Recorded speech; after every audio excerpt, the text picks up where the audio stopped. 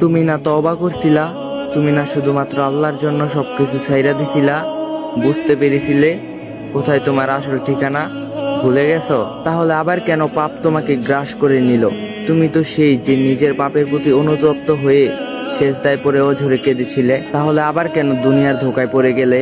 কেন ভুলে গেলে তোমার আসল গন্তব্য কোথায়?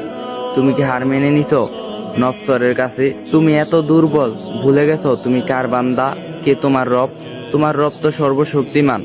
সর্বশক্তিমানের বান্দা আবার কখনো দুর্বল হয় নাকি? মৃত্যু পর্যন্ত লড়ে যাওয়া তুমি শয়তানকে দেখিয়ে দাও তোমার ইমানের পাওয়ার। শয়তানের ধোকায় পড়ে তুমি অনেক পাপ করে ফেলছো, তাই নিরাশ হয়ে গেছো তুমি, তাই না? তুমি কি জানো না তোমার রব কতটা মহান? তিনি তো তোমাকে ক্ষমা করার জন্য অপেক্ষা করতেছে। তাই ফিরে এসো সেই রবের দরজায়, যার দরজা কখনো বন্ধ হয় না। আল্লাহ তাআলা আমাদের সবাইকে ভালো রাখুক, আমিন।